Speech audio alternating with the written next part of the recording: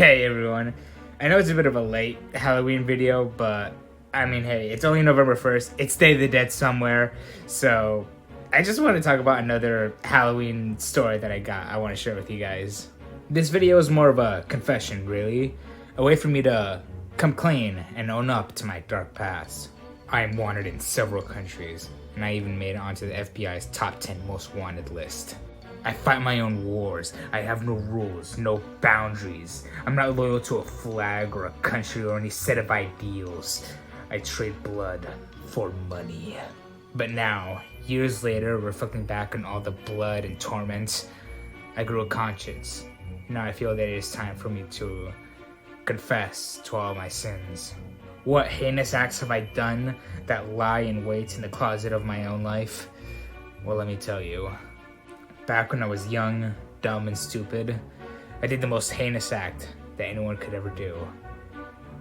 I stole a pumpkin on Halloween. I'm sure when we were all little, we had little devious moments when we decided to just break the rules for no reason. And this was one of those moments when I was a kid. This is a short little Halloween story that focuses more on the trick side of Halloween. Everyone wants to be treated, but every once in a while, we all gotta do a trick every once in a while. I was 15, 16 years old when this happened. It was mid-October, and me and my brothers finally decided to go to the pumpkin patch to pick out the pumpkins that we were gonna lay on our front porch for Halloween. I was always the kid that was excited to do this every year. Something about just going to a pumpkin patch, picking out a pumpkin, and just taking it home was just a really good treat for me. You could tell that I was looking forward to this. My brothers, not so really. They're not really the Halloween festive type of people. You could probably guess that they think Christmas is better. Hooey! Halloween is better, but that's beside the point. We decided to load up and we drove there, and I was all giddy and excited to finally pick out my pumpkin. When we got there, it's not a big pumpkin patch. It's actually kind of small. My town has a small little dedicated spot that always has a pumpkin patch every year. So when we got there, I ran out and I was just happy to look at all the pumpkins. There was kids running around, families were there taking pictures. It was just a really good time. We were there in total looking for like 40 to 50 minutes trying to pick out the perfect pumpkin. I was the one, a bit of a perfectionist, trying to pick the perfect one. Meanwhile, my brothers just picked the first one that they liked and that was it. So in total, we had 3 pumpkins that we wanted to take home with us.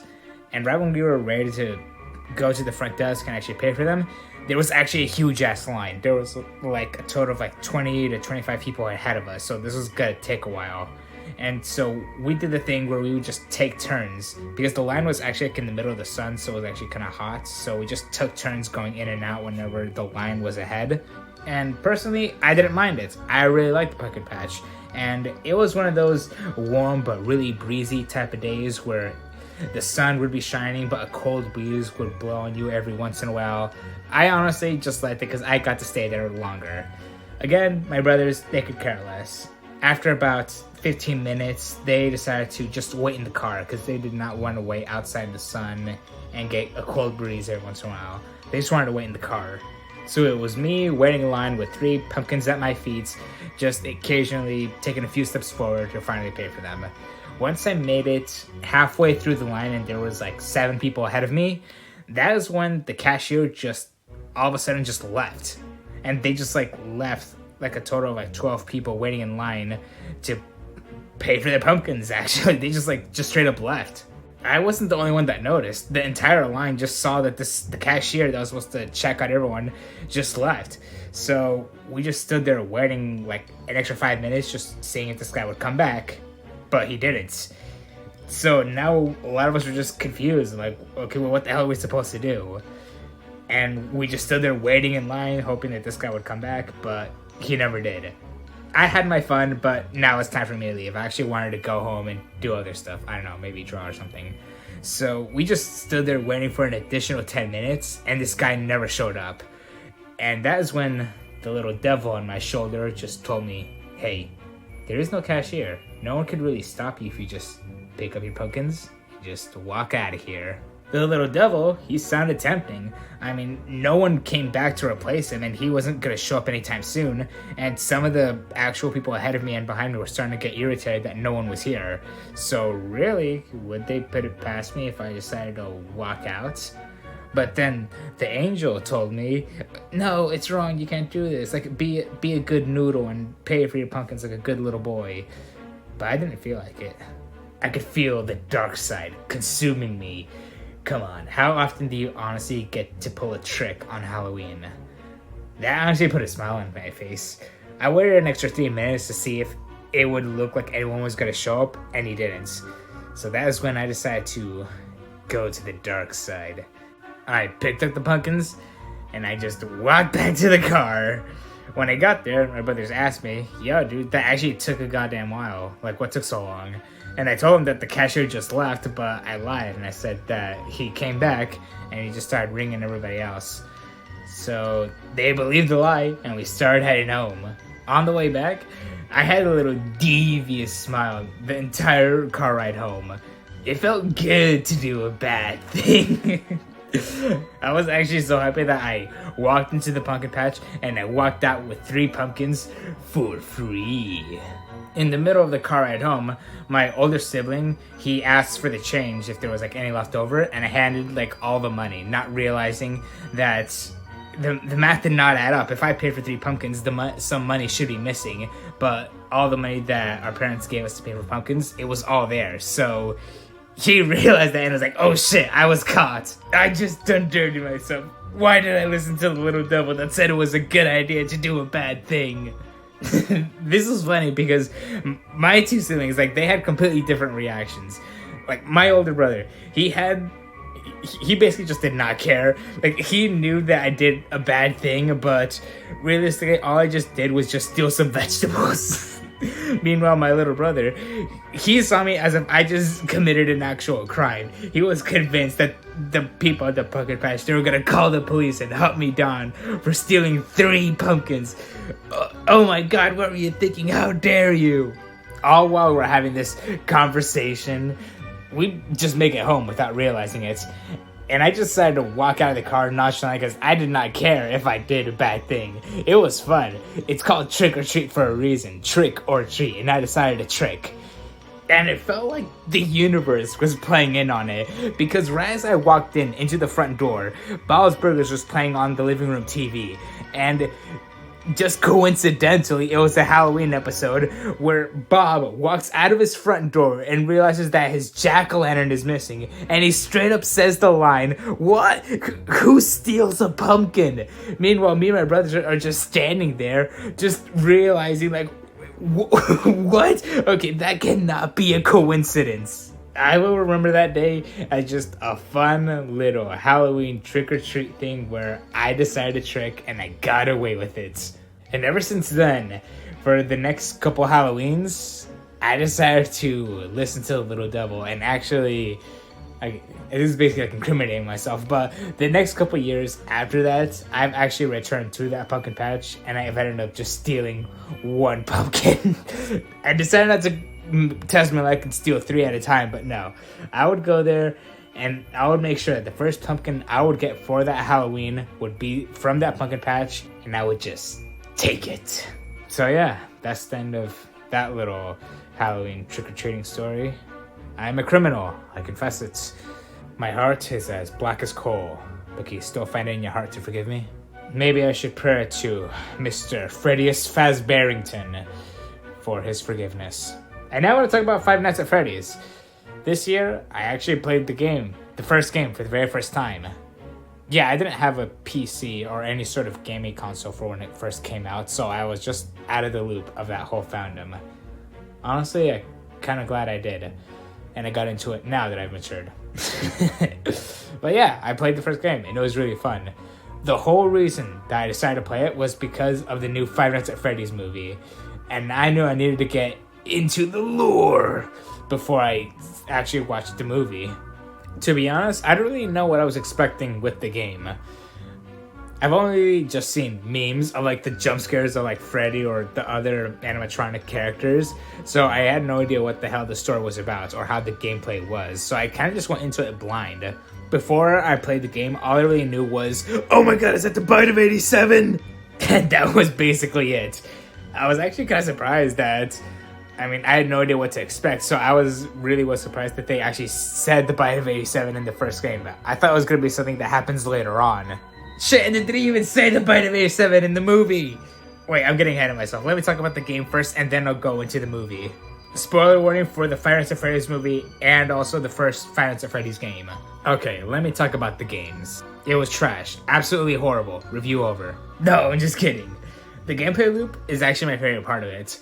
Like I said, I had no idea what the gameplay actually was in Five Nights at Freddy's. I never watched gameplay of it. I completely missed out on that fandom when it was really popular. So I really just came into it basically completely blind.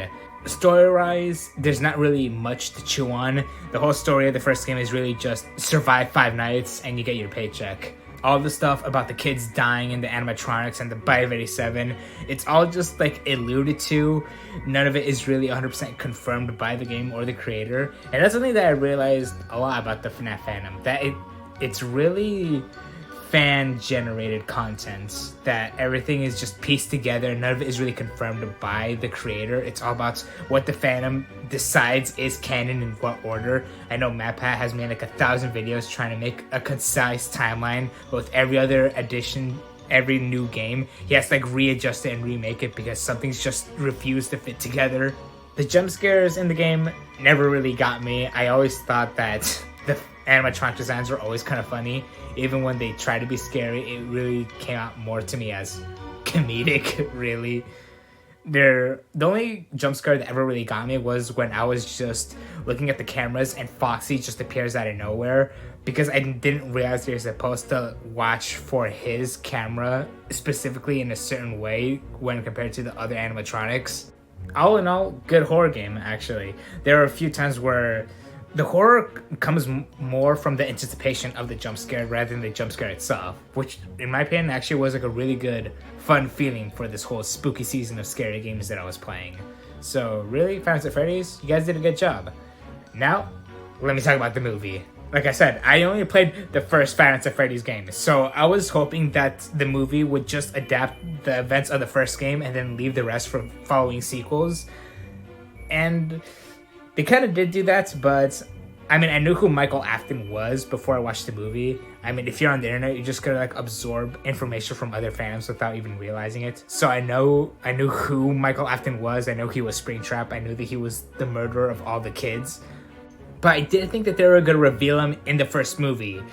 I've heard that they were gonna make like multiple sequels, make it into a franchise. So I thought that Michael Afton was gonna be like a looming threat throughout the movie, and then reveal himself in like the third or second movie. I didn't think that he was gonna be revealed in the first one and then pretty much just get killed off.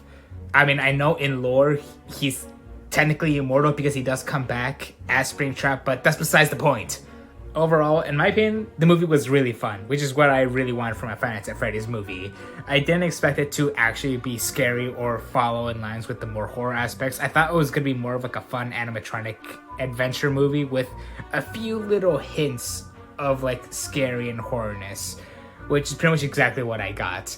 There were a few gory and like violent scenes, but they're like few and far between, and most of the time they happen to people that you want it to happen to. It's not like you're scared that like the animatronics are gonna attack the main protagonist or the little girl or the cop. They don't really do that, and when they do, you don't really feel that they are actually in danger. I know this movie has a lot of criticisms with it. The story is a bit like, it's kind of all over the place. A lot of things don't really make much sense, but I don't really care. I accept the flaws, and in my opinion, I just got exactly what I wanted from this movie, really.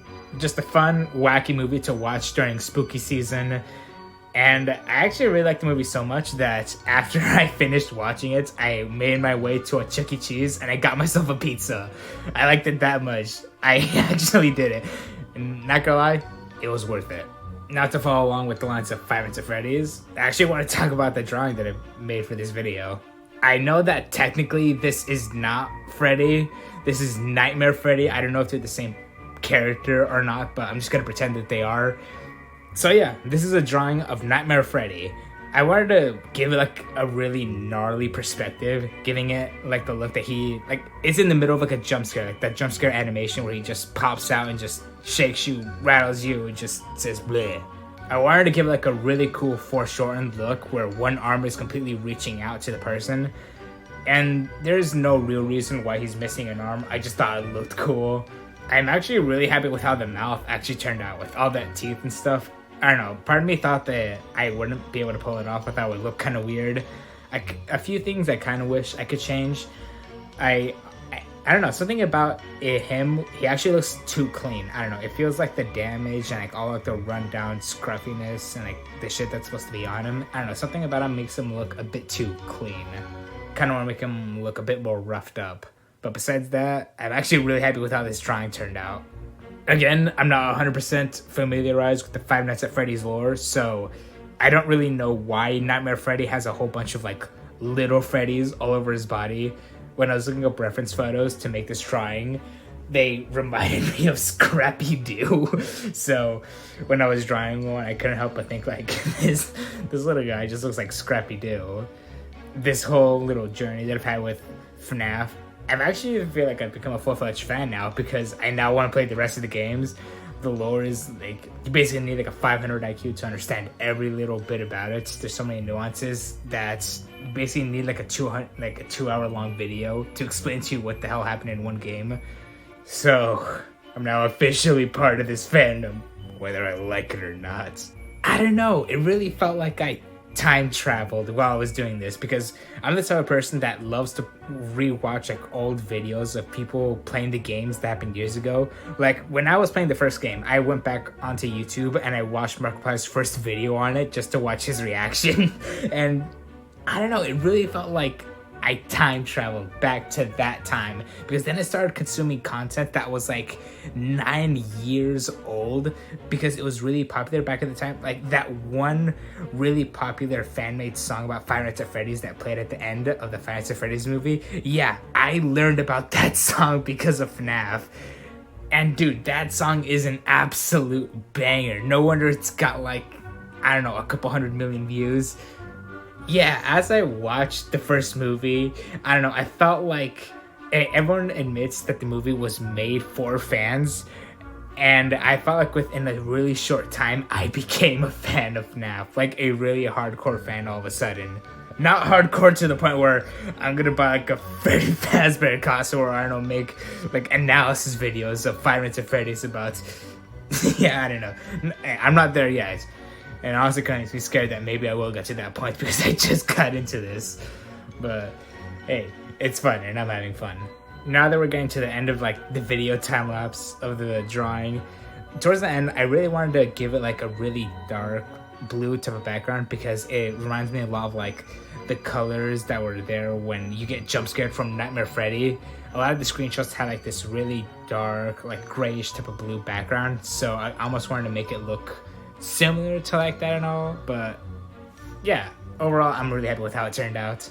Last thing I wanted to add was to give like a really bright red hue to the eyes. I mean, I know Freddy doesn't really have that, but hey, I thought it looked cool, so I'm adding it. It's my drawing. And yeah, that's the finished piece. I really hope you guys liked hearing me talk about stupid shit, Halloween, Five Nights at Freddy's, that type of stuff. I really want to make more videos like this. Like and subscribe, and as always, thanks for watching.